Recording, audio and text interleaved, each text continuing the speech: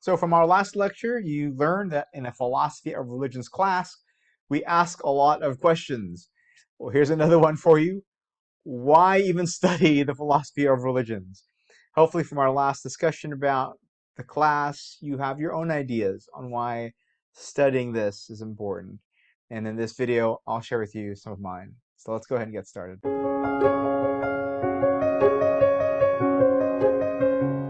So why study the philosophy of religion? In order to get a better sense of that, we're going to eventually have to define or come up with some sort of definition for what the heck a religion is anyway. I mean, whatever they are, we do know that there are a lot of people who claim to belong to one, right? Over 84% of the world's people claim to be religious. And when we take a look at the breakdown in terms of population size, for quite a long time, the largest group have been Christians, and we see a trend, though, that the fastest growing demographic is within the Muslim population. And trends seem to say that um, the number of adherents to Islam will eventually, in not too distant future, surpass the number of Christians in the world.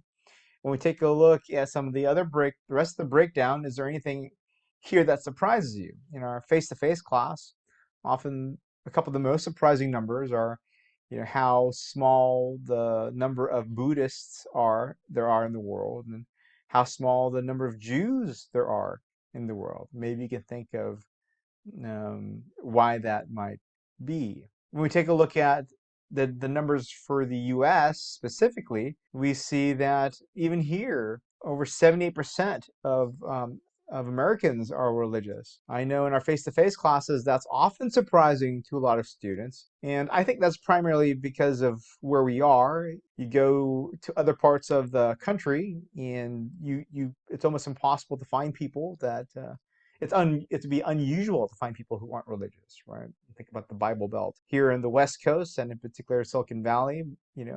There's such a diversity of different types of people that you might find more people who are not religious, and that makes us believe that the rest of the country is that way. And well, it's not. When we take a look at the breakdown of the demographics within the U.S., once again, just like with the world, the largest number of adherents is Christians, and notice that it's much larger in the U.S. than what we see in the world, right? In the world at large, we saw 30+% of the world being Christian, and in the U.S., over 70% are Christian. So again, the key idea here is that there are a lot of different religions, a lot of different types of religions. So whatever a religion is, there are many of them, right? In fact, there are thousands of them. Well then, when we ask the question, why study the philosophy of religion, this brings us to one of the first reasons. And it's the fact that there are so many people with various views of the world and how to live it and various views of reality. We call this religious diversity. It might be useful to think carefully about religions, ask questions about religions, because so many people are religious. Traditionally, we in the West often break down the way we approach religious diversity in 6 major ways. So how do you deal with and live with all these people with various religious beliefs and perspectives? Well, one approach is to be atheistic, right? And in essence, this approach is to say, I know all of these people around me have various religious perspectives and viewpoints. I happen to think they're all wrong, right? None of these religions are valid. They're all untrue, right? That's one approach to living with people with religious views. Another approach is to be an agnostic. So agnosticism, it just says, I don't know. There are a lot of people here, a lot of different views of the world and how to best live in it. I don't know which is best. I don't know who's right.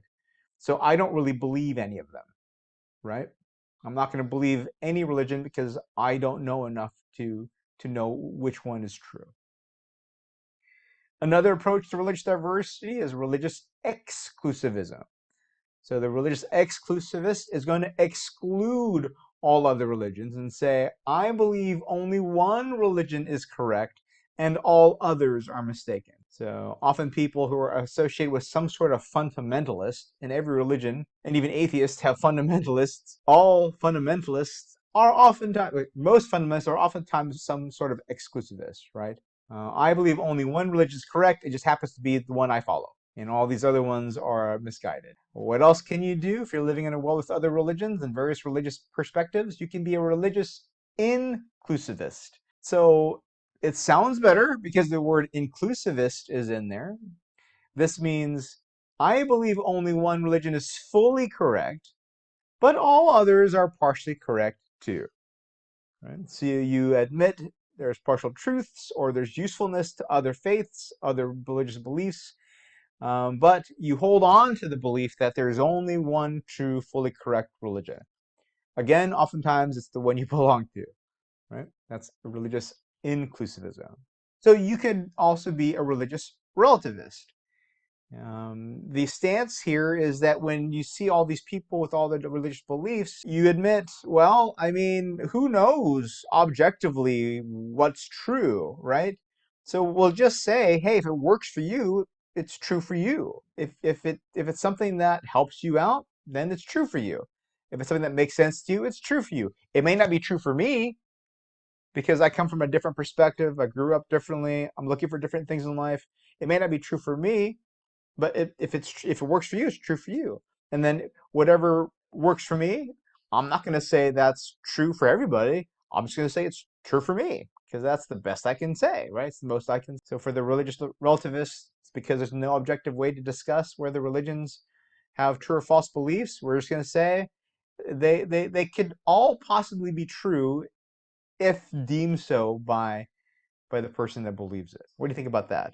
Can you see why some people may have issues with that, being a relativist? If something is true just because it's true for somebody, because it works for somebody, you know, what about whenever you get into an accident and you're not at fault? Can the person who rear-ended you say, well, you know, what's true for me is that I didn't rear-end you, and therefore it's not true? So, while relativism sounds good, some people have issues with that. The last one that's pretty common is religious pluralism. Religious pluralism also says that all the religions are true, but not just for their followers. All religions are true not just when somebody says it works for them, right? No, all religions are true because they're all objectively true. They're just saying the truth in different ways, right? They're expressing the truth with different language. So one way of looking at religious pluralism is to say all religions are saying the same thing about the ultimate reality, but they're all saying it differently because the religions stem from different cultures, and every culture has their own language with their own customs. Another way of thinking about religious pluralism is to say, all religions are true, but they're not all talking about the same thing.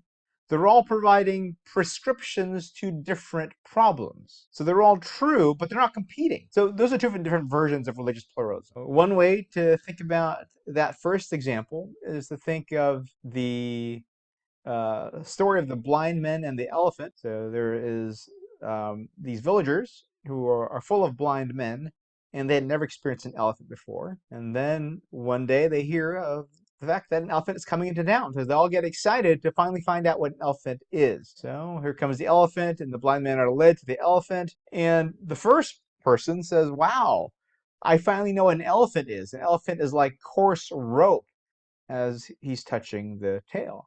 Another blind man says, what are you talking about, coarse rope? It's like a wall of bricks, as that blind man is touching the torso. Another man says, you're both nuts. An elephant's like a pillar. It's like a large pillar, as he's touching its leg, and so on and so forth. All of them arguing and thinking that they're disagreeing, when in fact they're all just experiencing a different part of the elephant. So in this sense, they're all, and it's not just that it's right for them. No, objectively, an elephant is like a pillar, is like a brick wall, is like a coarse road, right? So it's not relativism, it's pluralism, in that all the truths they say are correct, right? Objectively. And for a lot of people, they say, no, I think that's the appropriate approach to religious diversity, is to admit that all the major religions, they're true, and not belittle it by saying it's true just because those people think it's true. No, they are giving us universal truths. So, can you identify yourself in any of those approaches? You should be able to, right? If you say, I don't know, well, then you're agnostic. If you say, I don't believe because I don't think they're true, well, you're atheistic. If you go, well, I have my own religion that I think is true, and I think the other ones have some parts too that are true, well, you're an inclusivist. So, I mean, can you identify yourself with these at all? One thing to do is put that down your notes, and I'd be curious to find out at the end of our term if your view changes at all. But here's one thing I'd like to say about this, is that this approach to thinking about religious diversity comes from a very particular approach to the philosophy of religion. And this is what you read about for today. When we take a look at the philosophy of religion as a discipline, it's been traditionally from the European tradition of philosophy, which means from ancient Greece, which also means primarily practiced by old white dudes. And that means, that has a particular flavor to it, a particular way of looking at life to it. It's inherently then very critical, very rational, and very abstract. Now, what do we mean by that? Well, how do you go through life? Do you go through life always thinking about the arguments? Do you go through life always trying to find the pros and cons before deciding upon something? If you've ever been in a relationship with a partner, sometimes one person is much more analytical like that, right? Much more rational and critical like that, while the other partner is not, right? They're more intuitive, more going with their gut, a little bit more based upon emotion and feeling. And if you've lived enough of life, you probably realize that both of those make up a human life. That human beings aren't just fully rational. That we live an emotional life. So when we like to look at the philosophy of religion, because of who's been practicing it and where it comes from, most of the things we study, it has a very argumentative, rational bent to it, where we take a look then at religions as about different beliefs that have to be criticized. Well, take a look at these approaches again. All of these approaches are really about come from looking at religion as a bunch of different belief systems, and then saying, do I believe it? Do I not believe it? Are some of them right? Or are all of them wrong except for one? Right? That's kind of the view this comes from. And in that sense, these approaches to religious diversity are rather biased, or at least this is one perspective, is that because of its history of this discipline, these are biased ways of looking at religious diversity. Well, what's the alternative then? If you don't look at religions, if you don't look at living in a religiously diverse world as about whose beliefs are right and wrong, what alternative do you have in living with religious diversity? Well, another approach is an empathetic approach. It's not about deciding what to do with who's right and who's wrong. An empathetic approach is much more about religious tolerance. So the religious tolerance view is about recognizing and respecting the religious beliefs and practices of others. Again, it's not about who's right, who's wrong, what to do with right and wrong beliefs and true or false beliefs, but the focus then is on recognizing, respecting religious beliefs. It's about shifting an attitude, right? From rejecting that which is different, rejecting cultures with different practices and that look different than us, that speak different than us, that have different beliefs than us. It's a shifting from rejecting that to, well, how can I understand them better? So one thing to keep note then is that religious tolerance, empathetic perspective, isn't about necessarily saying everybody is right. We haven't said anything about rightness and wrongness yet. Instead, it's simply about everybody is important. Every human life is significant, which means the way they do things, the way they see the world, the way they experience life, well, that's significant. We're not saying it's right or wrong. It's just that it's important. Everybody is important. A slightly different flavor to dealing with religious diversity, isn't it? Well, because we're in a philosophy of religious class, we have to even ask the question, is this the right approach? Should we be religiously tolerant? So a possible midterm question, and by the way, throughout our lectures, I'll try to tell you all the possible midterm questions that will be on the midterm exam. A possible midterm question revolves around this, right? Can somebody hold religious exclusivism or inclusivism while also maintaining religious tolerance? Why might religious relativism and pluralism not necessarily lead to more empathy? And, like we just asked, should we strive for religious tolerance? The reason to even ask that question, should we strive for religious tolerance, comes from the effects of religion. For some, religion is a positive, empowering force. I mean, Martin Luther King continually said how driven he was for social justice because of his Christian faith, that he moved on and carried hope despite how bleak things looked. It's not easy to create social change, fix unjust laws when you're battling the status quo that's been entrenched in racism and prejudice. How did he maintain his hope? Well, he always referred to his faith. So religion can be an empowering thing, a positive thing, as we saw with Gandhi. Now his faith compelled him to, help India break free from British rule. But we see religion having seemingly adverse effects too, where people are compelled by their religion to perform horrific acts of violence, whether it's the terrorists from 9/11 or the Christian church during the Inquisition and during the Crusades. In America, we have the KKK who burn crosses and who will say things like they are trying to bring back Christian values. And there's the tragic events of Birmingham, Alabama, where the KKK bombed a church, killing, 4 young girls in the name of their faith. So this leads us to our second reason why studying philosophy of religion is important, is that people are influenced dramatically by their religion. They're compelled to act and live in the world in certain ways because of their religion. And because of this power that religions have in our lives, shouldn't we ask questions about it? I think we're at the point now where we can ask this question. We say religions have influence over our lives. We just said that a lot of these acts of horrific violence were done with religious influence. What does that mean? What is religious influence? What do we mean by religion? So what do you think? I bet when you initially thought about coming up with criteria for religion, you said something like, well, it's belief in God, right?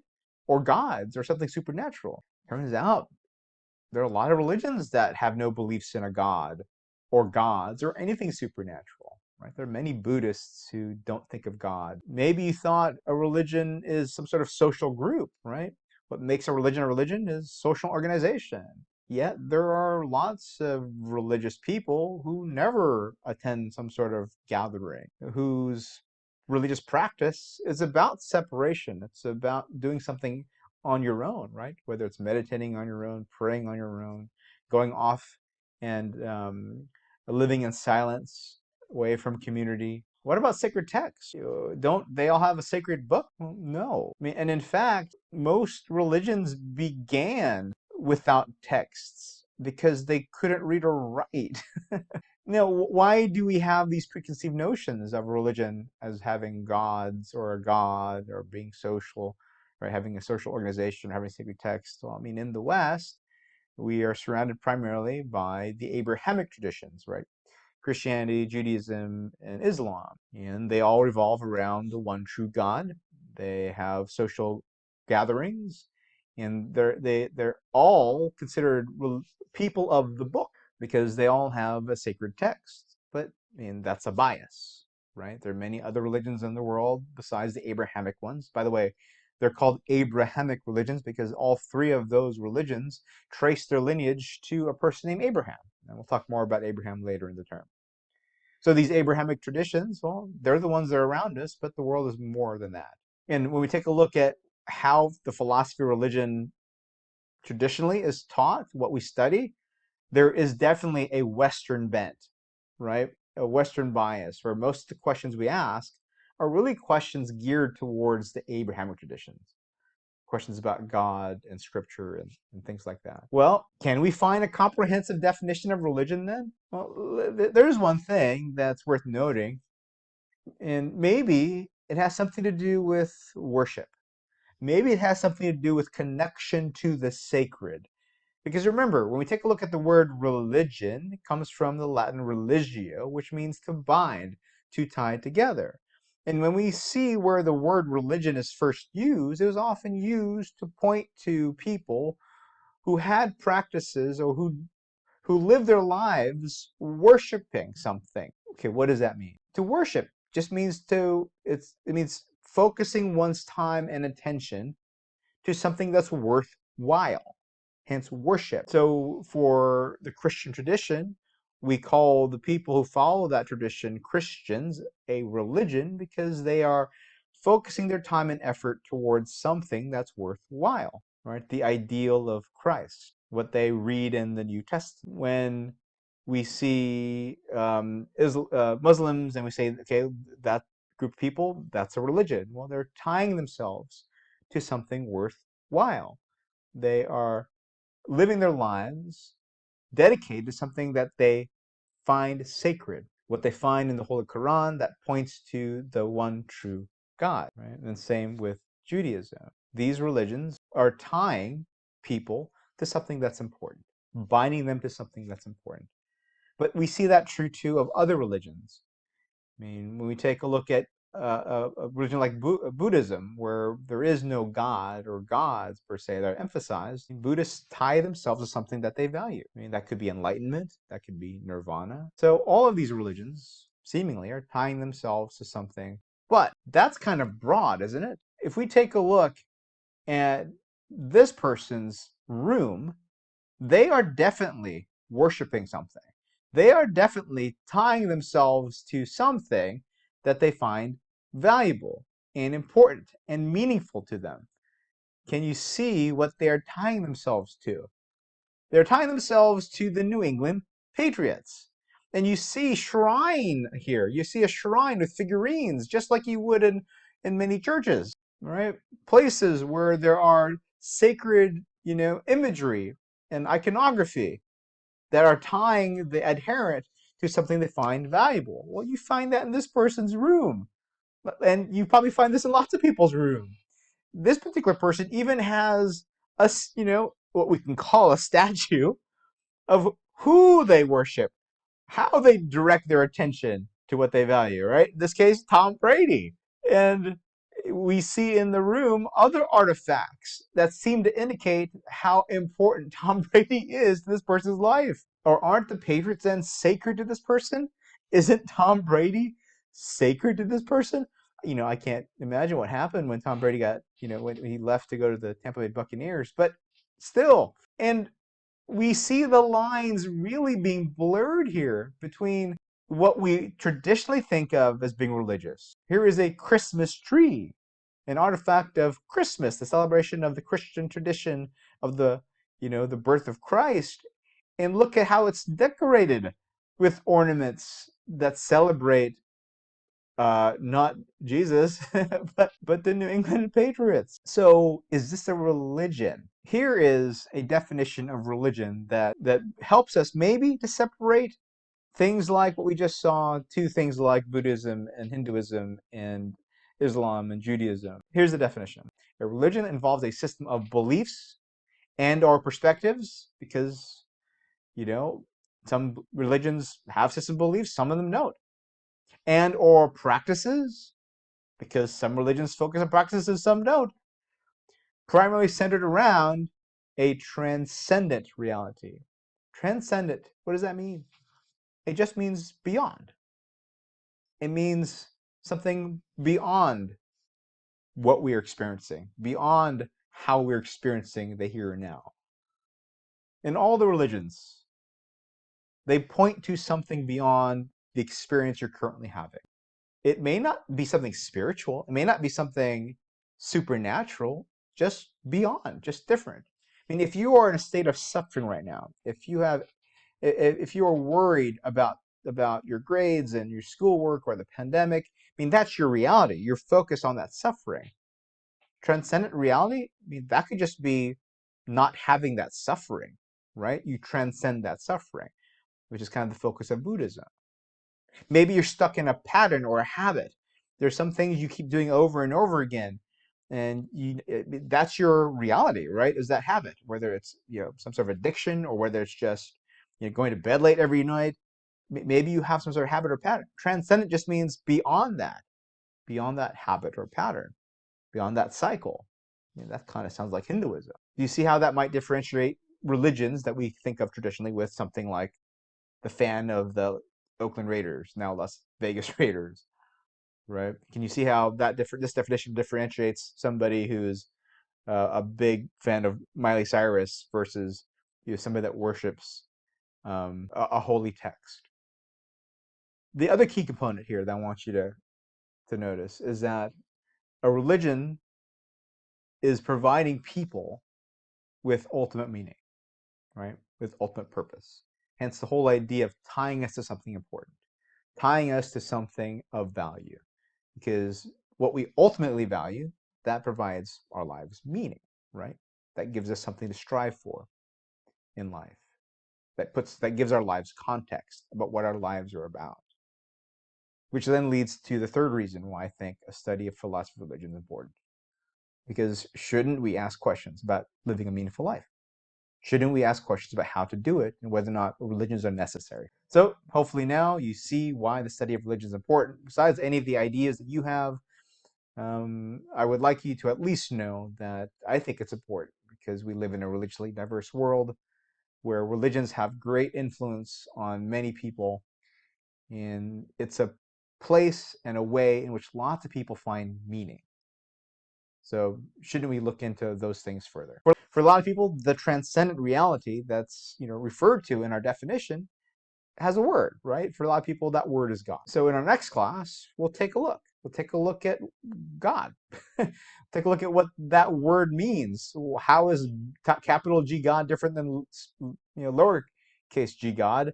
And what do either of those have to do with gardeners? That's what you'll be reading about in the next page of this module.